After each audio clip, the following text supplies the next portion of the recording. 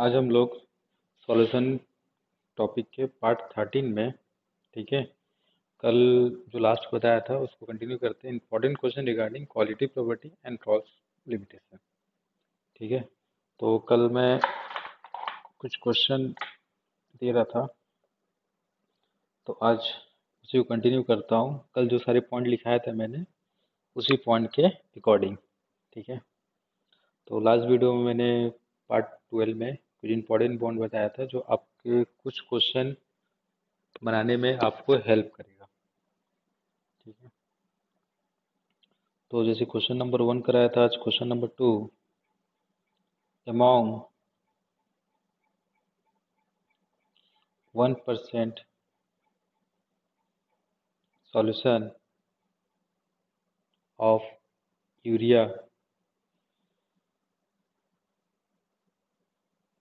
Glucose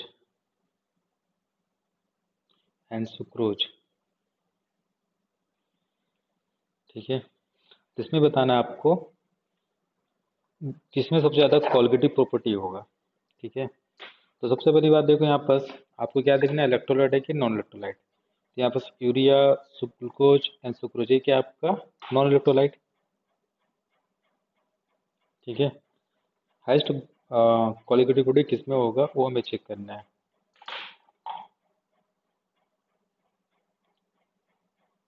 नहीं,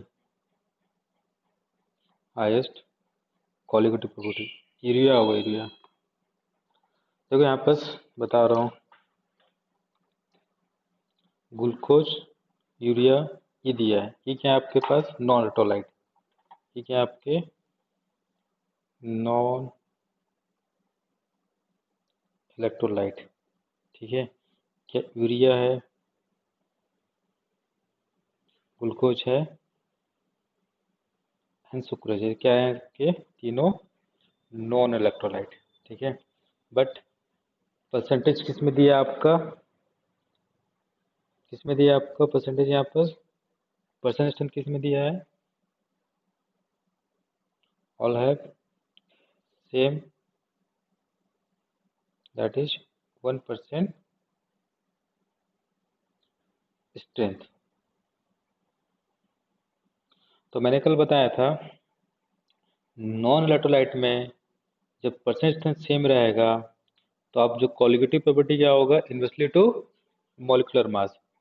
यहाँ पर qualitative property inverse to molecular mass, ठीक है। तो जिसमें मॉलिक्यूलर मास सबसे कम होगा उसका क्वालिटेटिव प्रॉपर्टी क्या होगा, सबसे ज़्यादा होगा।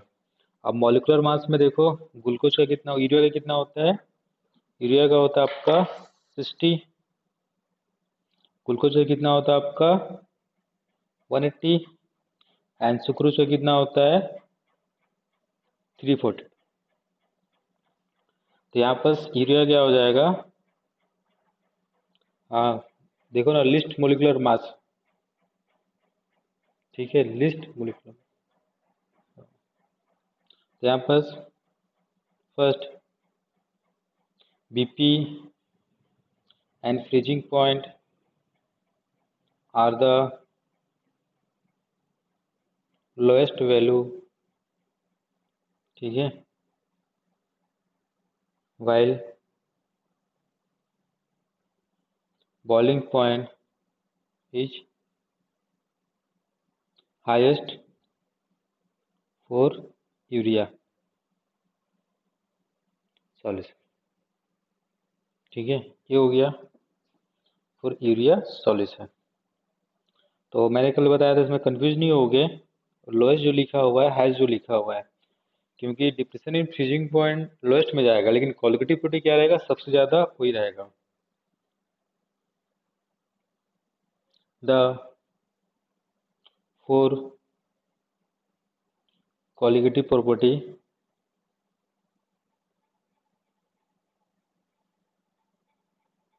are the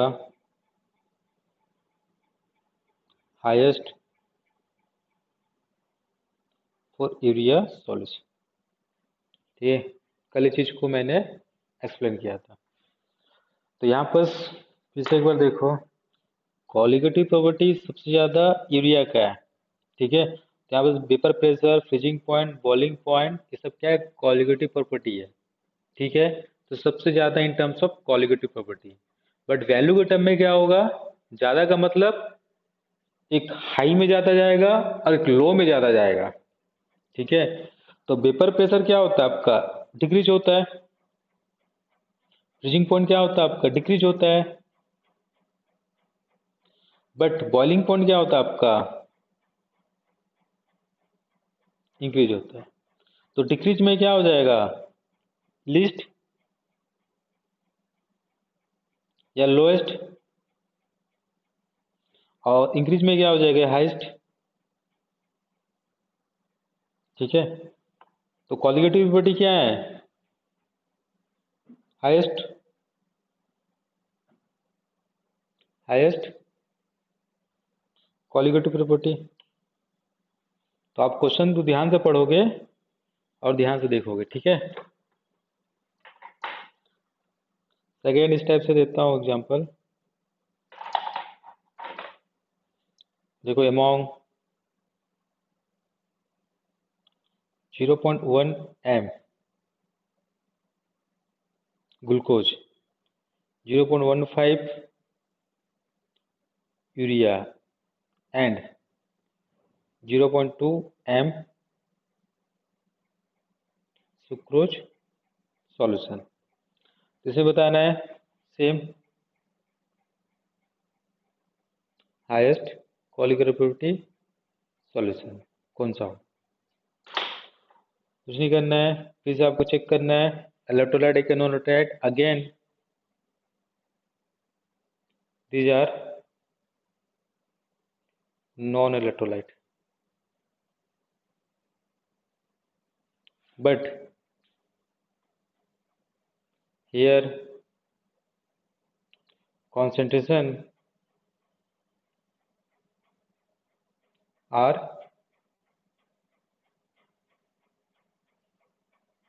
different। यहाँ पर कॉन्सेंट्रेशन क्या है, सबका डिफरेंट है। तो नॉन इलेक्ट्रोलाइट दिया है, कॉन्सेंट्रेशन अलग दिया है। तो मैंने कल बताया था colligative property is directly to, in this case highest, highest क्या होगा आपका, कॉन्सेंट्रेशन, क्योंकि यहाँ पर यूरिया का दिया हुआ है कितना, 0.15, सुक्रोज का दिया है 0.2 m एंड ग्लूकोज का दिया हुआ है 0.1 m, ठीक है। तो m का मतलब क्या हुआ, number of moles per litre solution, number of particle. तो यहाँ पर सबसे ज्यादा क्या होगा, नंबर ऑफ मोल्स 0.2, यानी कि नंबर ऑफ पार्टिकल्स 0.2, 0.1, 0.15, तो 2 सबसे ज्यादा है। तो किसका क्वालिटी प्रोडक्ट ज्यादा होगा, सबसे ज्यादा सुक्रोज का। तो पहला जो निकालना है, vapour pressure and freezing point are lowest, lowest while boiling point is the highest for sucrose solution। Second, this way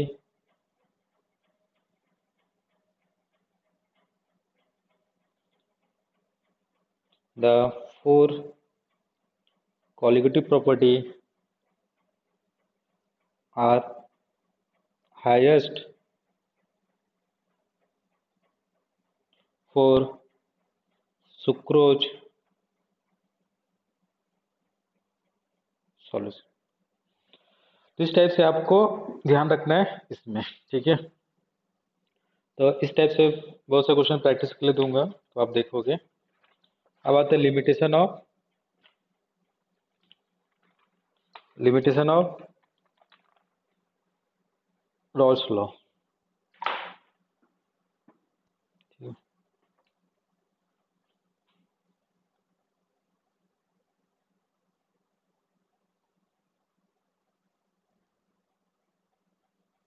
limitation of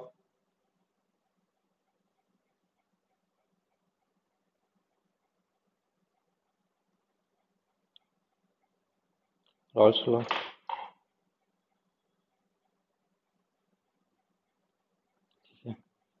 first, is applicable it is applicable only to very dilute solution। इसे याद रखना है। Second,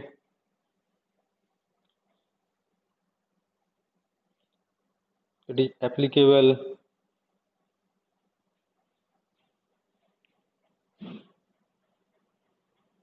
to solution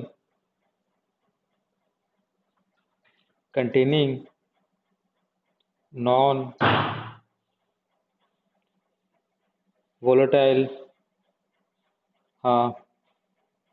solid only। आप पूछो क्या पूछ रहे हो।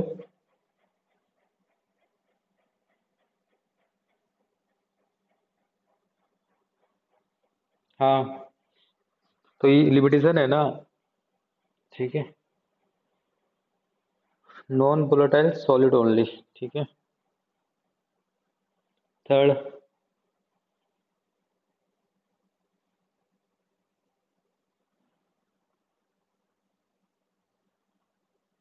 it is not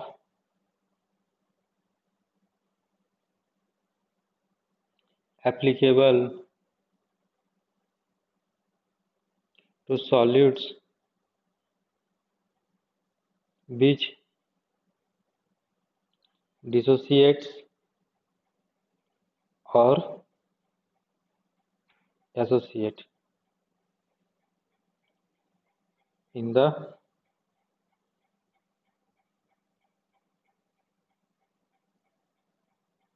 particular solution, ठीक है।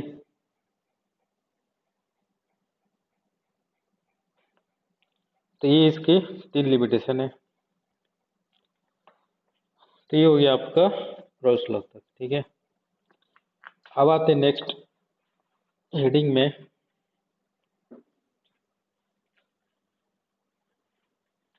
रिलेशन बिटवीन, थोड़ा सा इम्पोर्टेंट है,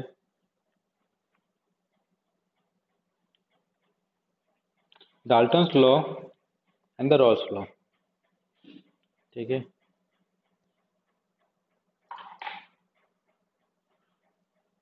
हेडिंग,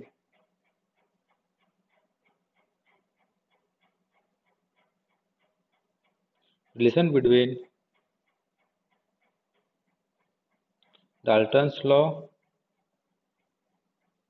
एंड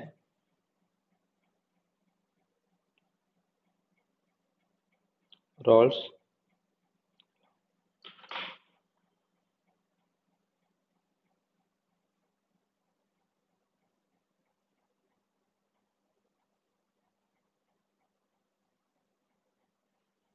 ठीक है। तो यहाँ पर देखो जो रिलेशन है वो कैसे आता है और क्यों आता है, ठीक है। सबसे पहले देखो एक डायग्राम बनाता हूँ मैं।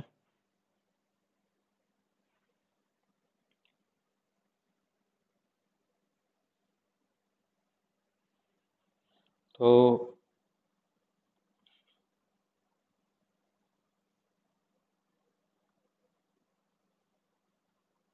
ये हुआ, ठीक है। इसमें ए और बी वेपर्स है, ठीक है, जो वोलेटाइल लिक्विड्स है।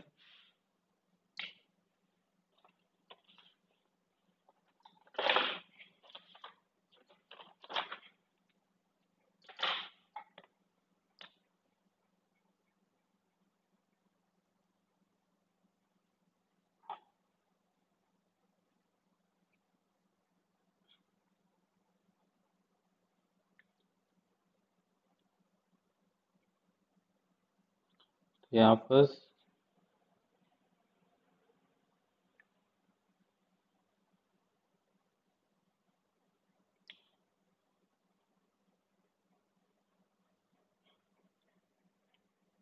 यहाँ पर क्या हो गया, ए और B, A B, volatile liquids. ठीक है, नीचे में वही है सब।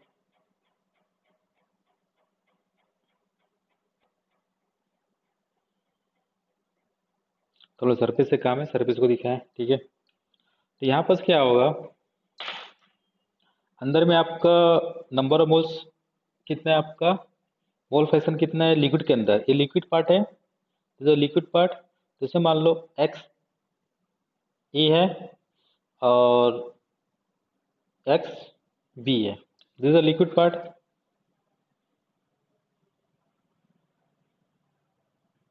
ठीक है, इसमें क्या आपका X B number of sorry mole fraction of B, X B, और this is mole fraction of A, that is X है, ये लिक्विड में है। अब देखो यहाँ से वेपर बन के जो निकल रहा है, ये वेपर बन के निकल रहा है ऐसे। ठीक है, तो जब इसको मैं क्लोज कर दिया ऊपर से लीड से, तो जब वेपर बन के यहाँ पर ऊपर में है, this is the vapour phase, this is the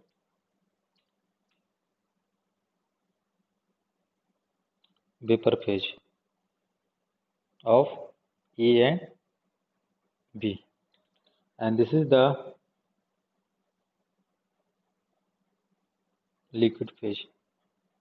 ठीक है, तो here is the vapors, तो वेपर्स यहाँ है, तो इसके कारण जो प्रेशर हो रहा है यहाँ पर, ठीक है, यहाँ पर प्रेशर डेवलप हो रहा है, ये आपका पी ए, और इसके कारण हो रहा है यहाँ पर बी। तो यहाँ पर इसका भी कुछ फ्रैक्शन होगा, उसको हम लोग लेते हैं वाई बी, और इसको लेते हैं हम लोग Y A. So here Y A and Y B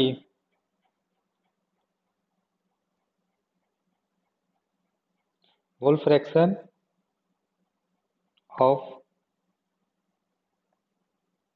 vapour A is the Y ए।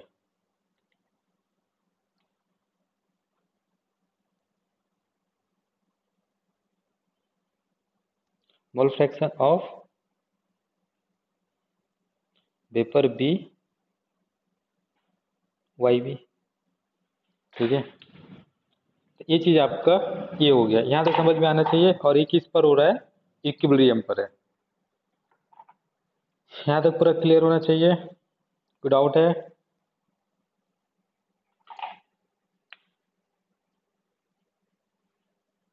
ठीक है, अब class,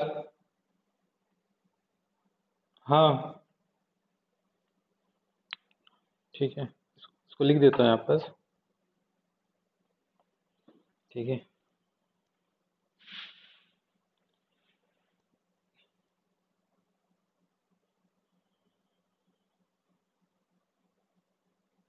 the composition of the vapour in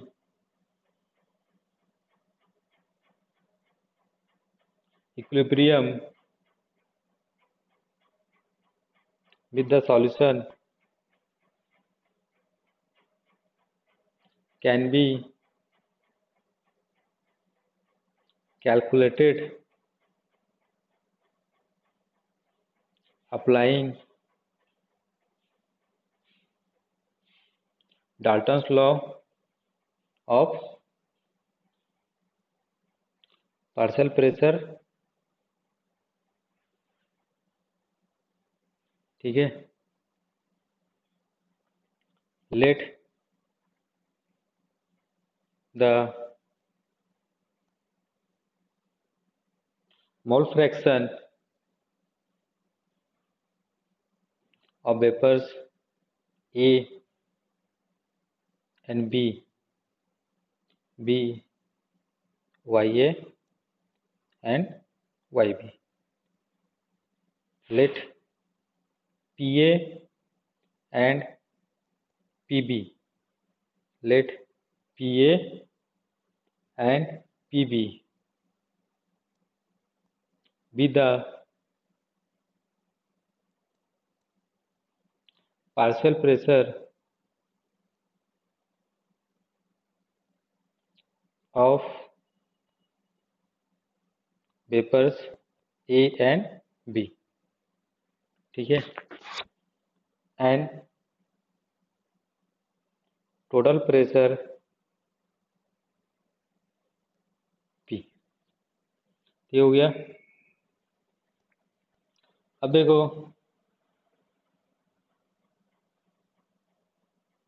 now partial pressure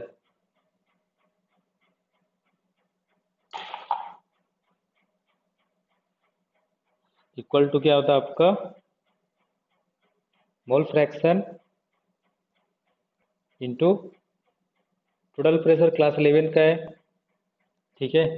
किसी भी पार्शियल प्रेशर निकालना है, मतलब ए का निकालना है, मोल फ्रैक्शन है इंटू टोटल प्रेशर पी, ठीक है। उसी तरह P B X P P, ये फार्मूला होता है कोई भी गैस के लिए, ठीक है, क्लास 9 का है। तो इक्वेशन हो गया 2, ठीक है। But according to Raoult's law,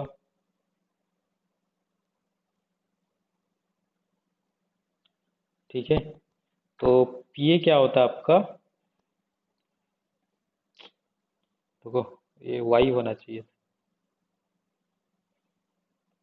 P A होगा X A into P A not, and P B कितना होगा आपका X B into P B not, ठीक है। So from 1 and 3rd,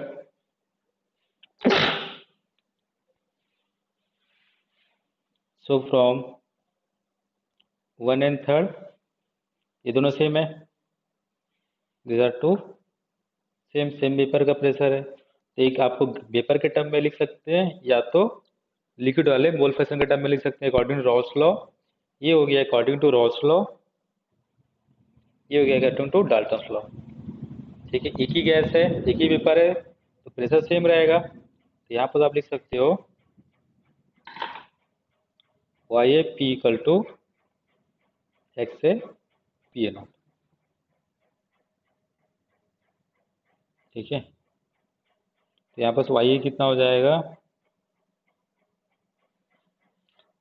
x A P A naught upon P, that is P A naught upon. Similarly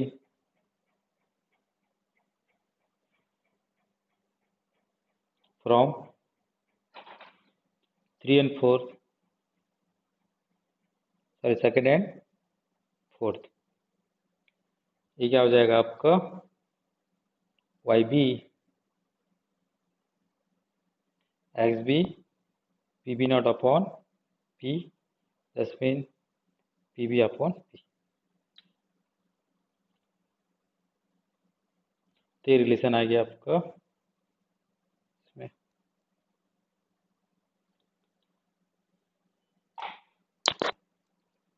ठीक है। तो यहाँ से आप एक कंक्लूड भी कर सकते हो,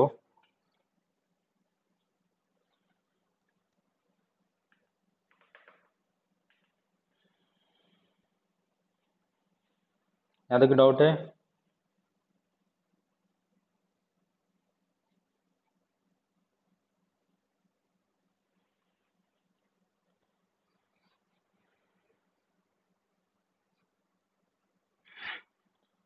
सो फ्रॉम,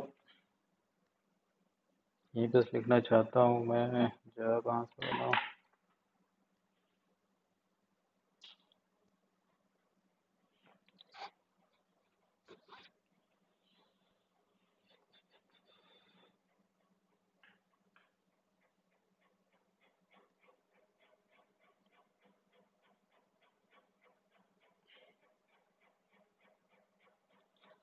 यहाँ देख सकते हो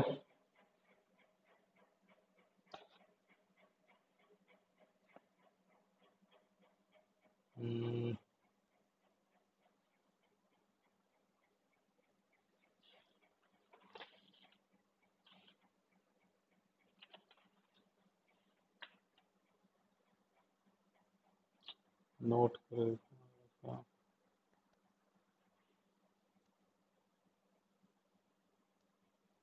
ठीक है। Thus, in case of ideal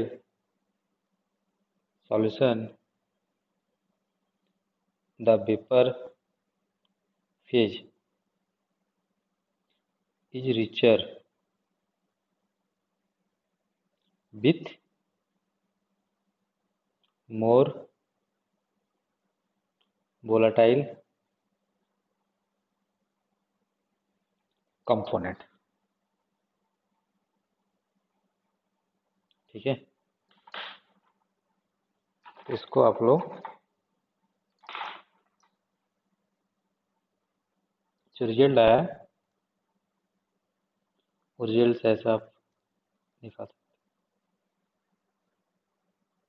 ठीक है। तो यहाँ पर देखो ये वाई क्या मोल फ्रैक्शन ए का, तो पी अपॉन टोटल प्रेशर तो दोनों में सेम होगा, तो जो जितना ज़्यादा वोलेटाइल होगा उसका प्रेशर उतना ज़्यादा होगा, तो क्या होगा वो कंपोनेंट उतना ज़्यादा होगा।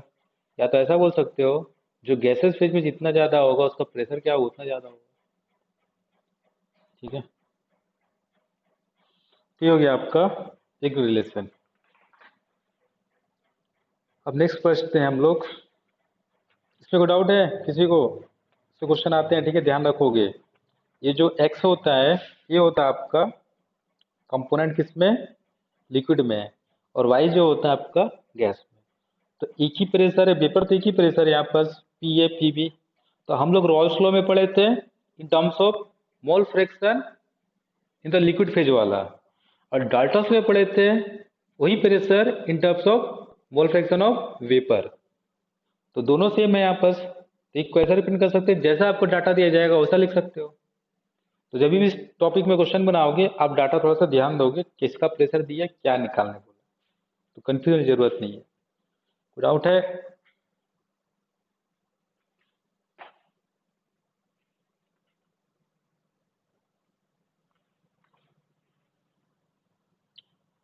नहीं भेजा हूं मैं,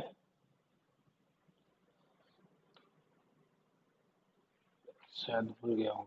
ठीक है मैं इसको भेज दूंगा।